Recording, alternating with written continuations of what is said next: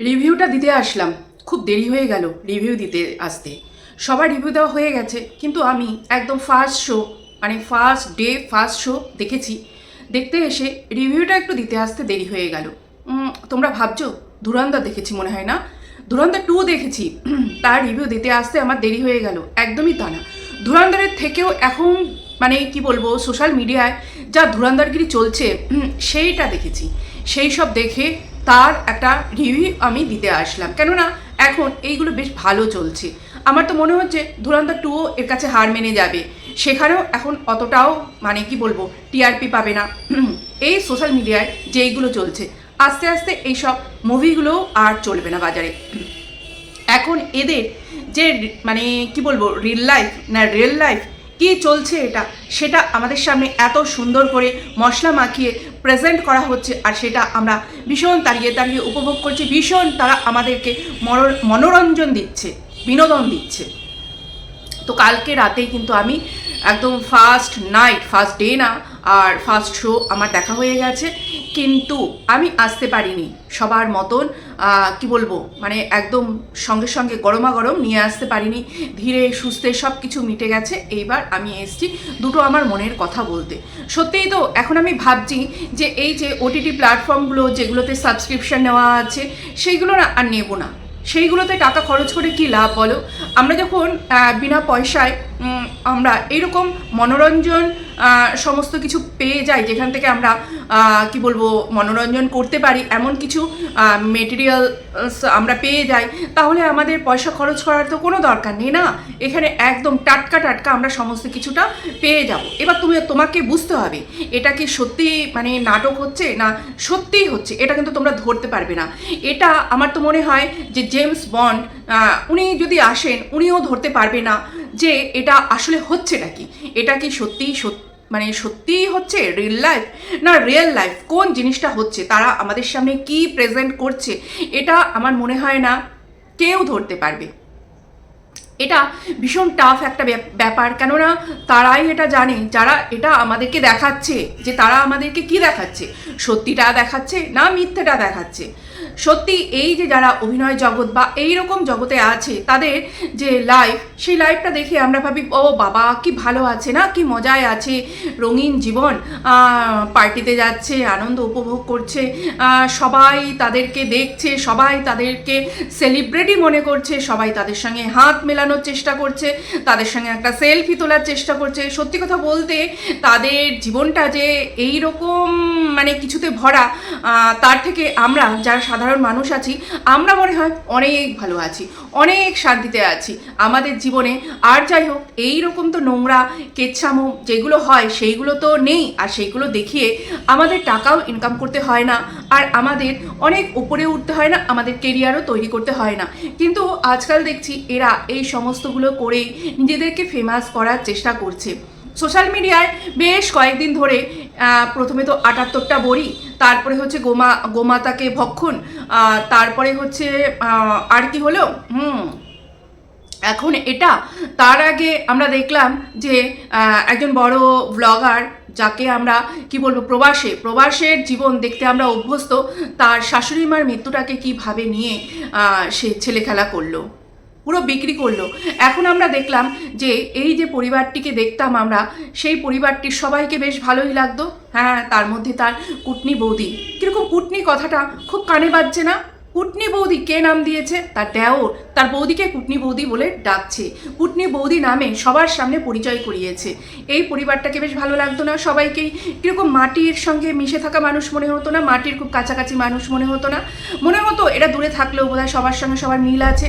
কিছু বছর আগে যখন এদের একটা মানে আলাদা, এরা যখন সেপারেশনে থাকতে আরম্ভ করে, এরা একটা ইন্টারভিউ দিয়েছিল, তখন আমরা সবাই এদের সঙ্গে সন্দীপদের মানে তুলনা করে আমরা বলেছিলাম না যে সন্দীপ আর টিনা হচ্ছে খুব ছোট মন মানসিকতার মানুষ, বিশেষ করে সন্দীপ তো ভীষণই ছোট মন মানসিকতার মানুষ, আর এরা হচ্ছে শিক্ষিত পরিবার, শিক্ষিত এরা এইরকম একটা জায়গায় আছে, তাই এরা নিজেরা যে কি বলবো মিউচুয়ালি আলাদা সেপারেশনে থাকছে, এটাতে তারা নোংরামোটাকে কিন্তু বাইরে আনেনি, এরা নিজেদের মধ্যে মিউচুয়াল করে জিনিসটাকে মানে নিজেদের মধ্যে সর্ট আউট করেছে। আমরা বলেছিলাম না তখন সবাই, বাবা কি ভালো এরা, তাই না? কি ভালো, কিন্তু এরা ভেতরে ভেতরে কতটা যে নোংরা, কতটা যে জঘন্য, সেটা আমরা দেখতে পাচ্ছি। আজকে আমাদের কাছে পুরো পরিষ্কার, সন্দীপের পরিবারের থেকেও এদের এই পরিবার আরও বেশি জঘন্য, আরও বেশি নোংরা। সন্দীপরা তো গ্রামের মানুষ, তারা তাদের পেটের শিক্ষা নেই। সে যেইটুকুনি করেছে, যেইটুকুনি তখন প্রথম দেখিয়েছে কেঁদে কেটে এসে, তার যে প্রথম যে ভিডিওটা বা লাইভটা করেছিল, সেটা কিসের জন্য করেছিল? ভয়ে। একটা সাধারণ গ্রামের অশিক্ষিত মানুষের যে পুলিশ প্রশাসনের প্রতি যে একটা ভয় থাকে, সেই ভয়ে করেছিল। কেননা তার শ্বশুর পুলিশের সঙ্গে যুক্ত আছে। হ্যাঁ, সে ড্রাইভার হোক আর যাই হোক, তার শ্বশুর এমনভাবে তাকে ভয় দেখিয়েছিল যে তাকে একদম তুলে নিয়ে যাওয়া হবে এবং তার যা ব্যবস্থা করার করবে। সেই ভয় থেকে সেই ভিডিওটা করেছিল এবং তার জন্য এখনও তাকে অনেক কথা শুনতে হয়। যদিও সন্দীপ এখন অনেকটাই স্ট্রং হয়েছে, সে নিজের লড়াই নিজেই লড়তে পারবে, এরকম অবস্থায় সে এসে দাঁড়িয়েছে। কিন্তু এই শিক্ষিত মানুষগুলোকে তোমরা কি বলবে? এরা সত্যি আদেও এরা শিক্ষিত? অনেকটা মানে সবার সামনে ধামা চাপা দিয়ে নিজেদেরকে প্রেজেন্ট করে, তারা শিক্ষিতর বড়াই করে, তারা ভীষণ ভদ্র বেশি মানুষ। আমরা একটা সিনেমা দেখেছিলাম না কিছুদিন আগে, সেই সিনেমাটা দাঁড়াও, নামটা মনে হচ্ছে অর্ধাঙ্গিনী সিনেমাটা দেখেছিলাম না? তার হাজব্যান্ডের কোনো একটা কি বলবো অক্ষমতা ছিল, বাচ্চা হওয়ার ক্ষেত্রে তার হাজব্যান্ডের অক্ষমতা ছিল। এই ক্ষেত্রে আমি বলছি না যে এখানে সুস্মিতার হাজব্যান্ড মানে সব্যসাচী বাবুর কোনো সেই রকম অক্ষমতা আছে। এখানে কিন্তু যারা তাদের ভিডিও প্রথম থেকে দেখেছে বা তাদের যে সাক্ষাৎকারগুলো প্রথম থেকে দেখেছে, তারা কিন্তু জানে যে এখানে সব্যসাচী বাবু কিন্তু সেই দিক থেকে অক্ষম নয়। আমি সিনেমাটার দিকে আবার ফিরে যাই। সিনেমাটাতে দেখানো হয়েছিল যে এক বনেদি বাড়ির বেশ নাম করা প্রফেসর, যত সম্ভব উনি প্রফেসর ছিলেন, যেই মানে ছিল যেই রোলটা করা হয়েছিল, সে কিন্তু অক্ষম ছিল তার বাচ্চা হওয়ার দিক থেকে। কিন্তু সে সবাইকে তার মানে সবার সামনে তার বউকে ছোট করে রেখেছিল কি বলে, যে তার বউ হচ্ছে বাজা, তার বউয়ের বাচ্চা হয় না, এটা বলে সে রেখেছিল। তারপরে কি দেখলাম আমরা, যখন সে বাংলাদেশে গেল কোনো একটা কি বলবো ইভেন্টে, সে বাংলাদেশে গেল, সেখানে তার একজন বিধবা একজন মহিলার সঙ্গে পরিচয় হলো এবং সেই বিধবা মহিলা অলরেডি প্রেগনেন্ট, তার সঙ্গে একটা সম্পর্ক তৈরি হলো আর তার বাচ্চাকে নিজের বাচ্চা বলে বিয়ে করেও নিয়ে আসলো। কি কারণে? সবার সামনে দেখাবে যে সে অক্ষম নয়, বাচ্চা জন্ম দেওয়ার ক্ষেত্রে সেই ভদ্রলোক অক্ষম নয়, সেটা সে দেখানোর চেষ্টা করলো এবং বউকে বাড়ি থেকে তাড়িয়ে দিল। এটা আমরা দেখেছি না? তো সেইটা কিন্তু শুধু যে সিনেমার জন্য প্রযোজ্য বা সিনেমাতেই আমরা দেখেছি এরকম কিন্তু নয়, এটা কিন্তু আমাদের সমাজেও হচ্ছে। আমরা কিছু কিছু ক্ষেত্রে জানতে পারি, কিছু কিছু ক্ষেত্রে আমরা জানতে পারি না। যেটা জানতে মানে পারি না সেটা তো কি বলবো ধামাচাপা পড়েই থাকে, আমাদের সামনে আসে না। কিছু কিছু ক্ষেত্রে এইসব ঘটনাগুলো সিনেমার মাধ্যমে কিন্তু আমাদের সামনে নিয়ে আসার চেষ্টা করা হয়। এদের ব্লগ যারা দেখেছে তারা জানবে যে সুস্মিতা, আমি বলছি না সুস্মিতা খুব ভালো বা এখানে তার হাজব্যান্ড বা খুব মানে কি বলবো খারাপ, এটা আমি বলছি না। দুজনই কিন্তু সমান, দুজনই সমান।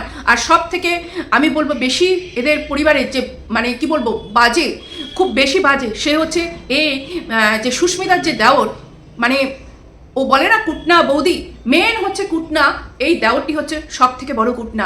যত গন্ডগোলের মেন কিন্তু হচ্ছে এই সব জায়গাতেই কিন্তু গন্ডগোলটা লাগানোর ক্ষেত্রে এই যে কুটনা দেওরটি এই কিন্তু করে।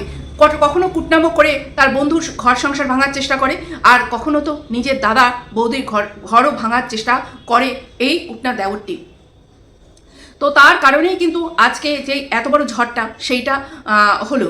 তার তো কোনো দরকারই ছিল না ওই রকম একটা পোস্ট দেওয়ার, যে যেখানে তার বৌদির আগে কটা বিয়ে এই সমস্ত কিছু করে পোস্ট দেওয়ার কিন্তু কোনো দরকারই ছিল না। যার ফলে পোস্টটা দেওয়ার পরে আমরা দেখেছি যে এইরকম ধরনের একটা ঘটনা ঘটেছে, যে লাইভটা করেছে। কিন্তু লাইভটা কেন করলো সুস্মিতা? লাইভটা কেন করলো?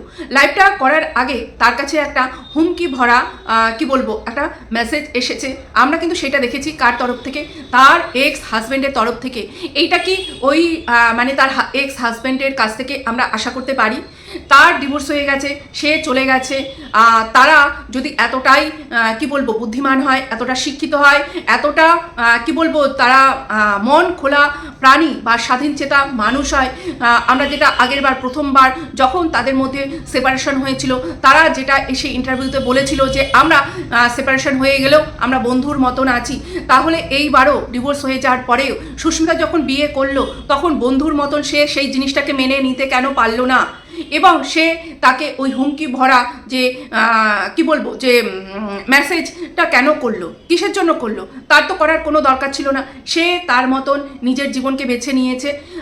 এই যে তার এক্স হাজব্যান্ড সব্যসাচী বাবু, উনিও কিন্তু তার মতন জীবনটাকে এগিয়ে নিয়ে যেতে পারতো। আমরা এখানে কাউকে কিন্তু কি বলবো এ সুস্মিতা এটা বলেছে তাহলে সুস্মিতা এই কথাটা বিশ্বাস করব না, সুস্মিতা নিজের জন্য যেটা বলেছে তাহলে সেই কথাটা আমরা বিশ্বাস করব, এইটা কিন্তু আমরা একদমই করতে পারবো না। সুস্মিতা নিজের জন্য যেটা সত্যি বলেছে সেটাও আমরা বিশ্বাস করব, এবং এই ক্ষেত্রে সুস্মিতা তার শ্বশুরবাড়ির সম্বন্ধে যেটা বলেছে সেটাও কিন্তু আমরা বিশ্বাস করব। কেন বলছি? সুস্মিতা কিন্তু এখানে নিজের সম্বন্ধে একদমই মিথ্যে বলতে পারবে না। কেন মিথ্যে বলতে পারবে না? কেননা সুস্মিতা যখন বিয়ের পোস্টটা করেছিল এবং তারপরে তার যে কুটনা দেওর, সেই কুটনা দেওর যে একটি পোস্ট দিয়েছিল, সেই পোস্টে যখন সে একটা পিন কমেন্টও করেছিল যে এই যে, আর সেখানে অনেক কমেন্ট এসেছিল, দেখেছিলাম যে এর 4টে বিয়ে, 3টে বিয়ে, 5টা বিয়ে, এইরকম কিন্তু প্রচুর কমেন্ট এসেছিল। সেখানেই কিন্তু তখন পরিষ্কার হয়ে গেছিল যে সুস্মিতার অলরেডি অনেকগুলো বিয়ে, একাধিক বিয়ে। তো সেইটাকে কিন্তু হাইলাইট করার জন্যই তার কুটনা দাওর ওই কাণ্ডটি করেছিল, এবং এটা অলরেডি সবার সামনে চলে এসেছে। সেই কারণে সুস্মিতা কিন্তু প্রথমেই তার নিজের কথাটা বলল যে আমার এতগুলো বিয়ে, কেননা তার সেখানে না করার বা সেটাতে অস্বীকার করার আর কোনো জায়গা নেই। তার যে এক্স দেওর কুটনা, সে কিন্তু অলরেডি সেই জিনিসটা বলে দিয়েছে। এখানে যদি তার পেছন পাকামুকিরিটা না করতো তাহলে কিন্তু সুস্মিতাও ওই জিনিসটা আমার মনে হয় না যে ও করতো, এই জিনিসটা করতো না, আমার মনে হয় করতো না। তো এখানে মেন তাহলে আমরা ধরতে পারি এখানে ওই কুটনা দাওরটি হচ্ছে মেন। এই যে তিলিটা লাগালো, এই তিলি লাগানোর মেন। হয়তো ও এইরকম কন্ট্রোভার্সির মধ্যেই থাকতে চায়, কন্ট্রোভার্সির মধ্যে থাকলে প্রচুর ভিউজ হবে, আর ভিউজ থেকে টাকা হবে, আর তার ফলে তার যে লাইফস্টাইলটা যেইভাবে সে চালাচ্ছে সেইভাবে বা এরপরে আরও অনেক বেশি পরিমাণে চালাতে পারবে। কেননা ওর কোথায় একটা বাড়ি হবে এটা আমরা শুনতে পাচ্ছি, দেখেছি, সে জায়গা কিনেছে, বাড়ি হবে, তার জন্য তো প্রচুর পরিমাণে টাকার দরকার, তাই না? তো যেটা বলছিলাম, এদের যে ব্লগটা তোমরা যারা দেখেছো, আমি তো দেখেছি, তো সেখানে কিন্তু এই মেয়েটি সত্যিই চাইতো বাচ্চা নেওয়ার জন্য, সত্যিই চাইতো, আর বারবার অদ্ভুতভাবে তার এক্স হাজব্যান্ড কিন্তু সেটাতে না করেছে। আমি জানি না কি কারণে, সত্যিই তো তার এক্স হাজব্যান্ডেরও তো বয়সটা অনেকটাই হয়ে গেছে, অনেকটাই বেশি। এই বয়সে তো তার ছেলেমেয়ে হলে অনেকটাই বড় ছেলেমেয়ে হয়ে যেত, বা এই মেয়েটিও 36 বছর বয়স হয়ে গেছে, আর আস্তে আস্তে এরপরে আরও যত বয়স হবে, ধরো 40 বছর পর্যন্তই ধরলাম, তখন তো বাচ্চা হওয়ার যেই ব্যাপারটা তার একটু পার্সেন্টেজটা কমে আসবে। তো বাচ্চা হওয়ার কথা, মানে এদের ডিভোর্সের আগেও আমি একটা ভিডিও দেখেছি, এদের বাড়িতে এই তার বৌদি গেছে, এবং তার যে দাদা মানে এই সুস্মিতার এক্স হাজব্যান্ড তখন ওখানে ছিল না, এবং এর যে দেওর সে বলছে কিরে তোরা এবার বাচ্চা কবে নিবি?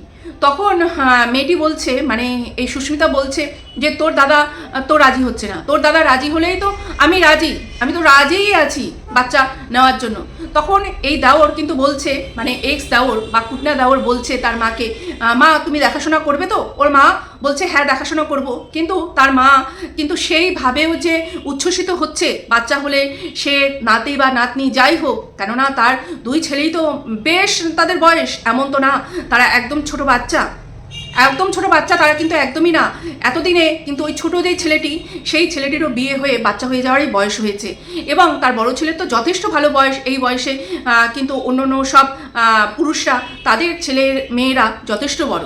তো তার শাশুড়িকেও দেখলাম না সেই রকমভাবে উচ্ছ্বসিত হয়ে কথাটি বলল, এবং তারপরে তার দাদাকে ভিডিও কল মনে হয় করলো, যত সম্ভব ওটা ভিডিও কলই করলো, এবং সে বলল যে আমি এখন নেব না, আমার মানে বোঝা গেল যে টাকা পয়সার ব্যাপারটা, মানে সে যথেষ্ট টাকা পয়সা কামিয়ে নিতে চায় তারপরে বাচ্চা নেবে। তো কেন বলছি, এই কুটনা দাও তখন বললো তোর চিন্তা নেই, আমি তোর বাচ্চার পড়াশোনার দায়িত্ব, খাওয়া দাওয়ার দায়িত্ব সব কিছু নেব, শুধু তোরা বাচ্চা জন্ম দে, ও এটা বলল। কিন্তু তারপরে দেখলাম যে এই নিয়ে আর কোনো উচ্চবাচ্য কিছু হলো না। তার কিছুদিন পর তো দেখলাম তার দাদা অন্য এক জায়গায় ঘর ভাড়া, মানে এরা ঘর দেখছে, তার দাদা চলে আসবে। তারপরে তো কানাঘুষো শুনতে পেলাম যে তাদের মানে হাজব্যান্ড ওয়াইফের মধ্যে ডিভোর্স হয়ে গেছে, এরকম একটা ব্যাপার শুনতে পেলাম।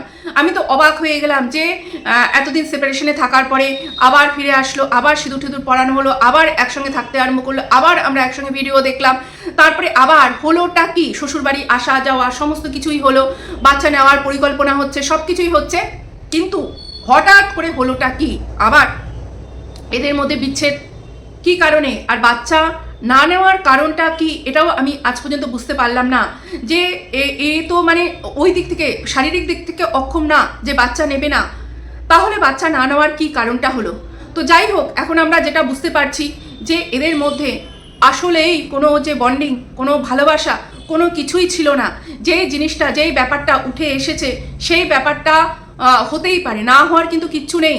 অনেক আছে যারা নিজের কেরিয়ারের জন্য অনেক রকম তারা কিন্তু কম্প্রোমাইজ করে নিজের কেরিয়ারের কি বলবো বাড়ানোর জন্য, কেরিয়ারটাকে বাড়ানোর জন্য।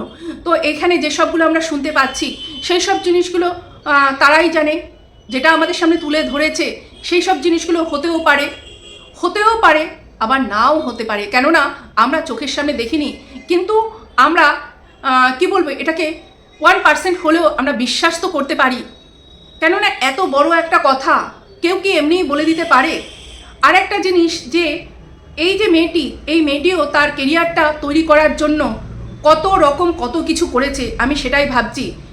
মানে তাকে যদি তার হাজব্যান্ড বলে যে এত বড় লোক, তার সঙ্গে তুমি থাকো এবং তার কাছ থেকে দামি দামি গিফট আমার জন্য দাও, এনে দাও, এটা সে কেন করবে? সে তো নিজে অভিনয় করে, সে নিজে অভিনেত্রী, নিজে তো স্বাবলম্বী, তাহলে সে সেই হাজব্যান্ডের কথা কেন শুনবে এবং তারপরে সে কেন তার হাজব্যান্ডের কাছে আবার ফিরে আসবে? তা তো মানে সে যদি তাকে এইরকমভাবে অপমান করে, এটা তো অ্যাকচুয়ালি তো এটা অপমান। আমরা অনেক ঘটনা দেখেছি, অনেক পুলিশ ফাইলে এরকম ঘটনা দেখেছি যে বিয়ে করার পরে তারা অফিসের বসের সঙ্গে এবং আরও অনেকের সঙ্গে কোথাও ঘুরতে গেছে, নতুন বউকে নিয়ে ঘুরতে গেছে, তখন অফিসের যে বস সে তার নতুন বউকে, এটা কিন্তু একটা সত্যিকারের ঘটনা, আমি একটা এরকম পুলিশ ফাইল হিন্দিতে একটা হতো সেখানে আমি দেখেছি, সেই ছেলেটি তার অফিসে কি বলবো আরও প্রমোশনের জন্য কি করলো, তার বসের যেহেতু তার বউকে পছন্দ, তখন তারা একটা প্ল্যান করলো, সিমলায় ঘুরতে গিয়ে তারা তখন কি করলো, সেই রাতে তারা ওয়াইফ সোয়াইপ করলো এবং মেয়েটি জানেই না যে তার সঙ্গে এইরকম একটি ঘটনা ঘটতে চলেছে। যখন রাত্রিবেলা মেয়েটির সঙ্গে ওই রকম ঘটনাটা ঘটলো এবং মেয়েটি তখন সেখান থেকে পালিয়ে পুরো চলে আসলো, তারপরে সবাইকে জানালো যে এইরকম ঘটনা ঘটেছে। তো এইরকম ঘটনা কিন্তু আকছার হয়, কিছু জিনিস আমাদের সামনে আসে, কিছু জিনিস আমরা জানতে পারি না, সেটা মেয়েরা কিন্তু অনেক সময় বলতে পারে না, সেটা অনেক সময় ভয়ে বা লজ্জায় এসব ঘটনাগুলো বলতে পারে না। বেশিরভাগ যেসব মেয়েদের পায়ের তলার মাটি শক্ত না, তারাই এসব জিনিসগুলো কিন্তু বলতে পারে না, কিন্তু যারা স্বাবলম্বী, যারা টাকা ইনকাম করছে, তারা কেন এইসব জিনিসগুলো করবে? তার স্বামী যদি বলেও এর কাছে যাও, এর সঙ্গে শুয়ে এসে আমাকে এই দামি দামি গিফট দাও, সেটা সেই মেয়েটা সহ্য করবে কেন? সেটা সে করবে কেন? কিন্তু এইসব জিনিসগুলো হয় আমরা যদি একটু চোখ কান খোলা রাখি, নিজেদেরকে অনেক উঁচুতে নিয়ে যাওয়ার জন্য তার ওয়াইফকেও কিন্তু ব্যবহার করা হয়। এটা আজকালকার যুগে হচ্ছে, শুধু আজকালকার যুগে না, এটা অনেক আগে থেকেই হচ্ছে, প্রচুর পরিমাণে হয় সমাজে। তোমরা যদি একটু চোখ কান খোলা রাখো, এইরকম অনেক ঘটনা তোমরা দেখতে পাবে। সবথেকে বড় কথা, এই মেয়েটির যে আরও বিয়ে আছে, এটা কিন্তু তার ওই কুটনা দেওর ভালোভাবেই জানতো যে এই মেয়েটির এর আগে আরও দুটো বিয়ে হয়ে আছে। তাহলে সেই সব জানার পরেও তার দাদার সঙ্গে এই মেয়েটিকে কেন ঠিক করে দিয়েছিল? কেননা আমি একটা ব্লগে শুনেছিলাম যে এর বিয়ে কিন্তু এই কুটনা দেওরই ঠিক করে দিয়েছিল, কেননা মেয়েটি তখন সেটে কি করতো না, ভালো ভালো রান্না নিয়ে আসতো, রান্না করে নিয়ে আসতো। মেয়েটি খুব ভালো রান্না করতে পারে এবং সেটা খেয়ে তার খুব ভালো লেগেছিল। আর ছেলে মানে কি বলবো, এই মেয়েটিও তখন একজন বন্ধু খুঁজছিল বা বিয়ের জন্য পাত্র খুঁজছিল, যার সঙ্গে বিয়ে করা যায় বা জীবন কাটানো যায়, এবং তার দাদাও সেই রকম কিছু খুঁজছিল। তখন এই মেয়েটির সঙ্গে এই কুটনা দেওর যে সেই কিন্তু পরিচয় করিয়ে দেয় এবং পরবর্তীকালে তাদের বিয়ে হয়। তো আমার কথা, এ যদি সবই জানতো তাহলে এই মেয়েটির সঙ্গে কেন তার দাদার এইরকম একটি চেনা জানা করিয়ে দিল বা সম্পর্ক করিয়ে দিল, তাই না? এটা মনে হয় না? আর এটা কিন্তু আমরা দেখেছি ওর ব্লগে, রান্নাবান্না সবটাই করতো এবং ঘরের কাজ টাজ সমস্তটাই করতো, এটা কিন্তু আমরা দেখেছি। একটা ব্লগে দেখেছি তার মা ওখানে ডাক্তার দেখাতে গেছে এবং ফোন করে বলে দিয়েছে যে অনেকক্ষণ সময় লাগছে, যাওয়ার পথে তার বাড়িতে কিন্তু খাবে। তখন এই যে সব্যসাচী বাবু কি ট্যাংরা মাছ নিয়ে এসেছিলো এবং মেয়েটিকে বলল যে, এই যে সুস্মিতাকে বলল তাড়াতাড়ি করে রান্না করো, মা এরকম আসবে খাবে। মেয়েটি কিন্তু খুব তাড়াতাড়ি করে ঝটপট করে রান্না করলো তার শাশুড়ির জন্য, দেখেছি আমরা। তো সমস্তটাই তো করেছে, কিন্তু ভেতরের গল্প, ভেতরের যে এতটা একটা কালো অধ্যায় ছিল সেইটা তো আমরা জানতাম না, সেটা আমরা এখন জানতে পারলাম, তো এটা তো অবশ্যই এখানে যে ৭৮টা যে বড়ি খেয়েছিল, সে যে ঘটনাটা বলেছিল তার সঙ্গে তার শ্বশুরবাড়ি কী করেছে না করেছে, সেখানে যদি এই কুটনা দেওর তার সেই বন্ধুকে সাপোর্ট করতে পারে, তাহলে তো আমি বলবো সেম জিনিসটাও তো এই মেয়েটির সঙ্গে কিছু, মানে সেম না হলেও কিছুটা তো এরকম হয়েছে। আর যেই সব ঘটনাগুলো এই সুস্মিতা বলেছে সেইগুলো তো আরও খারাপ ঘটনা। ওখানে তার মায়ের সঙ্গে সম্পর্ক রাখতে বারণ করেছিল। আর এইখানে যেই সব জিনিসগুলো আমাদের সামনে তুলে ধরা হয়েছে, জানি না সেটা কতটা সত্যি কতটা মিথ্যে। যদি সত্যিই হয় তাহলে এই জিনিসটা তো আরোই খারাপ, তাহলে তাকে সাপোর্ট কেন করা যায় না? আর এখানে সত্যি এই কথাগুলো কিন্তু সামনে কিছুই আসতো না যদি এই যে কুটনা দেওর সে যদি কুটনামি করে ওই পোস্টটি না করতো, তাহলে কিন্তু এই জিনিসগুলো সামনেই আসতো না। এখানে কোথায় তারা শিক্ষিতের পরিচয় দিল, কোথায় তারা ভদ্রতার পরিচয় দিল না তো। কিছু না কিছু করে জিনিসটা তো বাইরে আনলো। আর কে আনলো বাইরে? প্রথম বাইরে আনলো ওই কুটনা দাও। সে সব সময় কিন্তু একটা কন্ট্রোভার্সির মধ্যে থাকতে চায়, যাতে কিনা তার ভিউজটা বাড়ে, তাকে নিয়ে সবাই আলোচনা করে। আর এতটাই সে নির্লজ্জ, তারপরে আবার একটা শর্ট ভিডিও দিয়েছে, সেখানে হাসি মুখে সেখানে রিলস বানাচ্ছে। এদের কি মান সম্মান লজ্জা কিচ্ছু নেই। আর আমি ভাবি এদের জন্য এদের বাবা মায়েরও কতটা মাথা হেট হচ্ছে, নিচু হচ্ছে, সেটা আমি অবাক হয়ে যাই। টাকা পয়সা ইনকাম করার জন্য এতটা নিচে নামতে হবে, সিরিয়ালে চান্স পায় না, কিন্তু তাদের এই যে কি বলবো একটা ব্যাপার আছে, এই ব্যাপারটাকে তো ধরে রাখতে হবে। তারা সেলিব্রিটি, তারা গাড়ি ইউজ করবে, তারা দামি মেকআপ ইউজ করবে, তারা দামি ড্রেস ইউজ করবে, ব্র্যান্ডেড শুজ ইউজ করবে।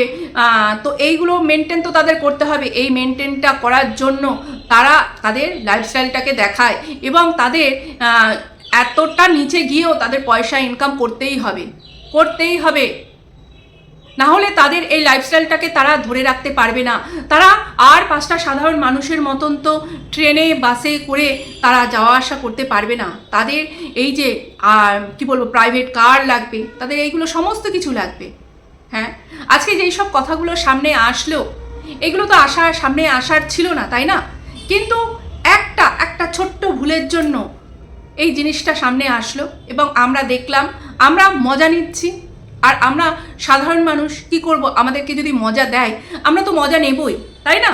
আমরা মজা নিতে বাধ্য। তো সবাইকে বলবো, তোমরা আর কেউ পয়সা খরচ করে OTT-তে খরচ করো না। তোমরা এখন এই যে বিনোদনগুলো শুরু হয়েছে সোশ্যাল মিডিয়ায়, এইগুলো তোমরা দেখতে পাবে। আর যারা একদম কি বলবো পাতি যারা ব্লগার ইউটিউবার যারা মানে তারা সেলিব্রিটি না, সেই অর্থে তারা সেলিব্রিটি না, তাদের ব্লগার হিসেবে তাদেরকে লোকে চিনেছে।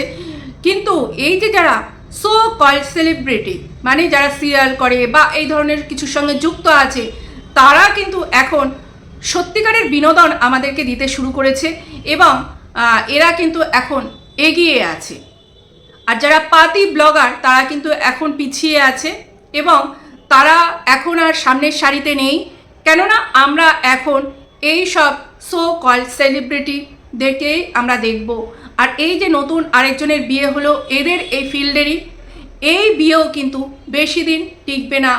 এটাও কিন্তু আমরা কিছুদিনের মধ্যেই আমরা এর ঝলক দেখতে পাবো। কেননা এরা সংসার করার জন্য বিয়ে করে না, এরা শুধু কন্টেন্টের জন্যই বিয়ে করে। এদের কাছে বিয়েটাও একটা কন্টেন্ট, এদের কাছে ঘর ভাঙাটাও একটা কন্টেন্ট, ডিভোর্সটাও একটা কন্টেন্ট, আর মাঝখানে যদি কি বলবো অ্যাক্সিডেন্টলি যদি এরা প্রেগনেন্ট হয়ে যায় সেটাও একটা কন্টেন্ট। আবার এর মধ্যে নতুন একটা নিউজ পেলাম, মানুষই বলে একজন, সেও কিন্তু অভিনয় জগতে আছে, তার এক ছেলে এক মেয়ে, সেও শুনছি যে আর তার হাজব্যান্ডের সঙ্গে থাকবে না, সেও এবার ডিভোর্সের পথে যাবে। আমরা মানে আমাদের মতন যারা সাধারণ মানুষ আছি অনেকেই ভাবো না যে ইস আমরা কি বাজে আছি, ওদের লাইফটা কি ভালো, কত রঙিন লাইফ। কিন্তু না, আমরাই না ভালো আছি, আমরা অনেক ভালো আছি। আমাদের সংসার নিয়ে, আমাদের স্বামী, আমাদের সন্তানদের নিয়ে আমরা অনেক ভালো আছি। এদের লাইফের মতন তো মানে না, এরা টাকা পয়সার জন্য নিজেরা ছোট হয়, পরিবারের লোকজনকে ছোট করে, হাজার গন্ডা ডিভোর্স দিয়ে হাজার গন্ডা বিয়ে করে।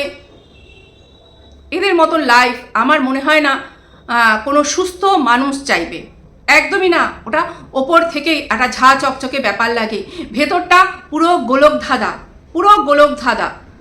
তো যাই হোক, ভিডিওটা এই পর্যন্তই রাখছি। ভালো থেকো, সুস্থ থেকো। আবার দেখবো নিত্য নতুন যদি কোনো এপিসোড আসে, তো আমার যদি বলতে ইচ্ছা করে আসবো, কেননা সব সময় না এইসব নিয়ে বলতে ভালো লাগে না। যখন দেখি হ্যাঁ এবার ইচ্ছে করছে বলতে, তখনই আমি বলতে আসি। বাই।